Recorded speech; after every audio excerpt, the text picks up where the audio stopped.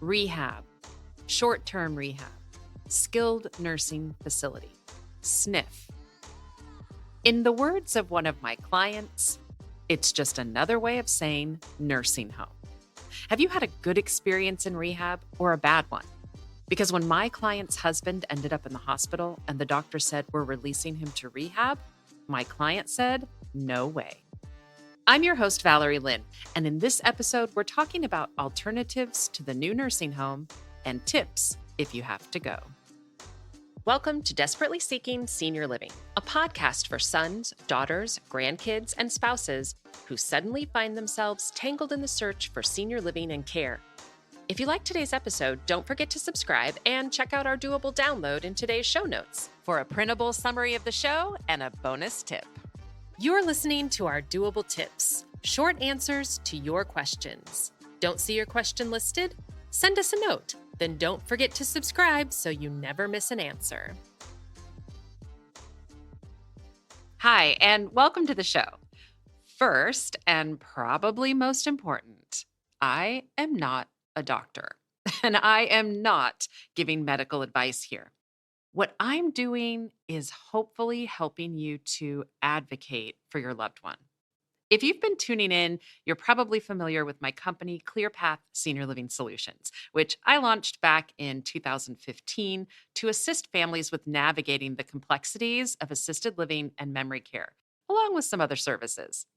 Through the years, I've witnessed families struggling with tough decisions, particularly when it comes to transitioning to assisted living or memory care, usually following a crisis at home. A crisis often triggered by a fall or illness. And unfortunately, about 90% of the families I've worked with, and I am not exaggerating, almost all of them have faced challenges with short-term rehab stays, some more serious than others.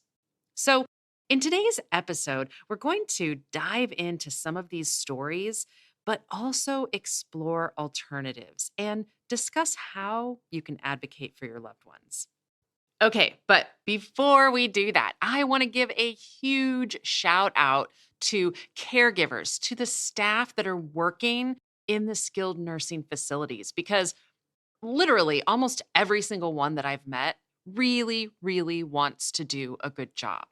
So I want to give that shout out before we talk about some of these complaints, because it could be a little uncomfortable, especially if you can relate having worked in a skilled nursing setting. Okay, so let's start with an easy one. I would say it's a common complaint, and that is lost belongings. I would actually love to have a staff member from a skilled nursing facility come on the show to maybe give some insight into why this is such a common occurrence. It is such a big complaint, and that is clothes getting lost, clothing getting mixed up. So you go to visit your mom in skilled nursing and you're like, whose clothes are these? And they're not the roommate's clothes, right? And then the other really big complaint, and you'll know where I live when I tell you how many lost Seahawks jerseys are out there. So, yes, I'm in the Seattle area. I am a Seahawks fan, but just imagine your mom or dad's favorite team shirt or sweatpants and them getting lost, and how upset that you would be, and of course, your mom or dad would be. So, this is definitely, I would say, one of the most common complaints. And of course, this doesn't just happen in the skilled nursing setting, but that's what we're talking about today. The other complaint that I hear a lot is with the quality of food, that residents are unhappy.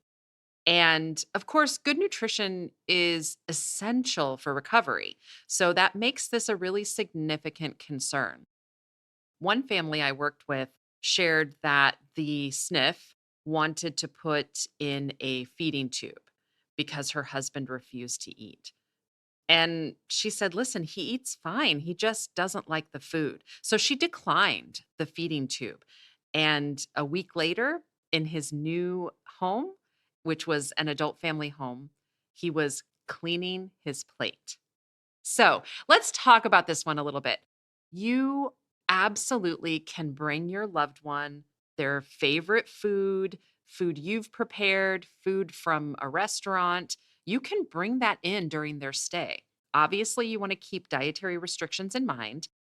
And many SNFs even have a private dining room for a change of scenery.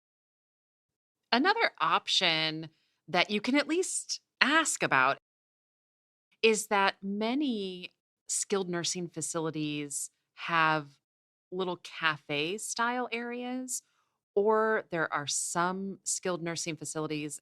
You're going to hear me call them skilled nursing facilities or SNFs for short. That's the industry term.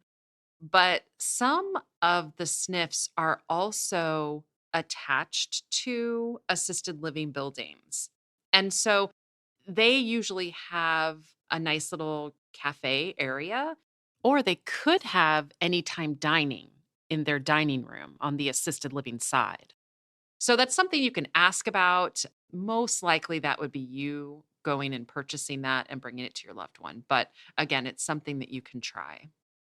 Okay, so we're going to move on now to a couple of really tough care subjects.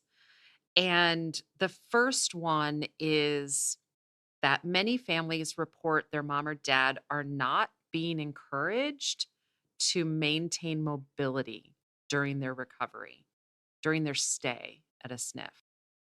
And of course, this is extremely important in rehabilitation. So, if they're not feeling well when it's their time for physical therapy, then they may miss that opportunity for movement that day.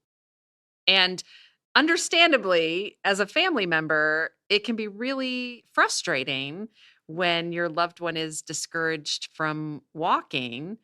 And, the saying holds true: if you don't use it, you lose it. So families get really confused by this because they're there to recover and get stronger and better, and yet they are discouraged from that mobility. I think that this is really one of the reasons that many families share that they feel their loved one actually declined during their stay in this way. Now, there are some things that you can do, and I would only recommend doing this after speaking to the physical therapy team at the SNF. And that is, are there any exercises or stretches that you can help your loved one do in between those physical therapy sessions?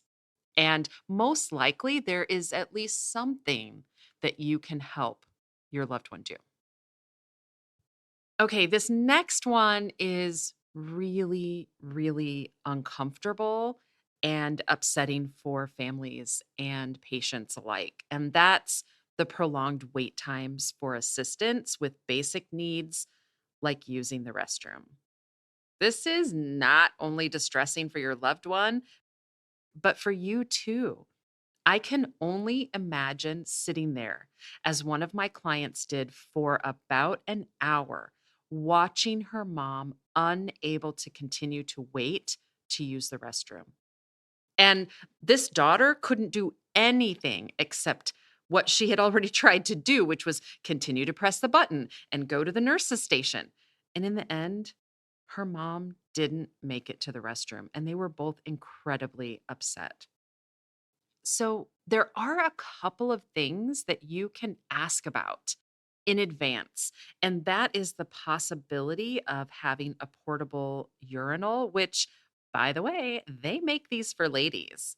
And I can tell you, I wish I knew about that when I was in the ICU several years ago because a bedpan did not work for me. And I can tell you, the nurse wasn't very happy about that. So, there's also a bedside commode.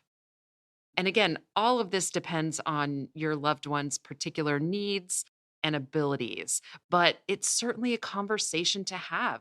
I absolutely could have tried There was no reason I couldn't have tried a female urinal when I was in the ICU, but it wasn't anything that was offered to me, and I didn't even know it existed. So at least it's something that you can ask about. And I think even in asking about really any of these things, you're just improving your chances to have a better experience. So, these are just examples that illustrate some of the challenges faced in skilled nursing facilities. And while there are other concerns, it's also not all bad. There are so many examples of excellent care out there. Unfortunately, many in the field are overworked and juggling dozens of patients at a time. So, it's no wonder that families recount less than pleasant experiences. Ultimately, it's crucial for you to be aware of your options, some of the questions to ask, and to advocate for the best care possible for your loved ones. Okay, before we talk about the alternatives, I want to pause here because there are two major considerations: finances and your ability or desire to be a caregiver, which, let's face it, you probably already are. In many cases, Medicare or supplemental insurance will pay for that stay in a SNF. So you have to ask yourself if finances are a concern. And if they are, then you may opt for that rehab stay to save a little money. If your only other option is for your loved one to go home from the hospital, then that may mean being a more involved caregiver. And you may be just overwhelmed at even the thought of doing things like helping your mom get dressed or take a shower. And listen, that is also completely okay. Again, like we talked about, caregiving is a really hard job. And that goes for you too, as a family caregiver. So I don't want you to feel bad if you can't imagine providing that type of care for your loved one. Okay, so let's talk about two alternatives to skilled nursing and rehab that might be available for you. The first alternative is most likely available to you unless you live in a very rural, that word is very hard to say, rural part of the US. And that alternative is home health care or in home care. In this scenario, your loved one is discharged from the hospital back to their home or maybe to yours, and you bring in home health care or in home care, or maybe both. It really just depends on what your loved one's care needs are. These are two very different services, and I'll put a link in show notes to an episode that talks about these options in more detail. You're actually going to find a ton of resources for today's episode in our doable download, so make sure you check that out. In most cases, this option requires paying out of pocket for the services. Of course, if you're able to supplement care, then the cost is going to depend on your ability to do that. So, for example, you might have home health care manage medications or a catheter, and you might hire in home care for showering. And then maybe you can handle the meals and the in between times to cut down on the costs. In some cases, Medicare or Medicaid may actually pay for some of these services and may even pay you to be that caregiver. There are also other benefits, VA benefits, long term care policies. Of course, all of these programs vary and depend on your loved one's qualifications for them and individual policies. And a few of those, actually, everything except Medicare, could possibly help cover this next option. So, the second alternative to a stay in a short term rehab is an assisted living that is able to provide a very high level of care, or if you are as lucky as Washington State is, the adult family home. Other states that do have these call them residential care homes. And I have to say that I do feel that we are very lucky in Washington state because many of these homes are run by nurses. All the homes are required to be overseen by a nurse, and that's called nurse delegation. I think I need to do an episode on that. And so they have that close connection to a nurse. And many of the homes also have in home doctors, which are usually nurses overseen by a doctor. It's very complicated. But the good news here is that they can handle that higher level of care, and they also have a really high staff to resident ratio. So it's in some homes, it's 1 to 3. So that's one staff member for every 3 residents. So if you're lucky enough to have these in your area, then it's definitely something worth checking out. I will say, from a financial perspective, that some of them may not take Medicaid, as we mentioned earlier, but VA benefits and also long term care policies might be able to cover some of the costs. Either option is going to have to do a nurse assessment. And actually this is any of the options that we talked about: the in-home care, home health care, adult family home, and community. They're all going to have to do an assessment to determine whether or not they can provide that care. So I think the takeaway is just that there is a possibility. And if you would prefer to go that route, then it's definitely worth checking into. I think it's also important to point out that continuing recovery in an adult family home or an assisted living doesn't have to mean that that's a permanent move. Many residents have gotten better and then moved back home. So you're sitting in the hospital, and the social worker or the doctor says they're writing an order for rehab. And you've heard some of these bad stories. So you're not sure what to do next. The client I mentioned at the top of the show had more than one bad experience with more than one family member in a skilled nursing setting. So when it came time for her to be that advocate for another family member, the doctor came out and the doctor said rehab. She said no. The doctor said, "You can't take your mother-in-law home." She said, "Watch me." The doctor said, "You can't take care of her." And she said, "Oh, yes, we can." And she did. She had what my very good friend called a Shirley MacLaine moment. Now, I am not a doctor, and I cannot guarantee that your loved one won't have to have a stay in a skilled nursing facility. But you may have some options. And if you don't, hopefully these tips can help make your journey a little more doable.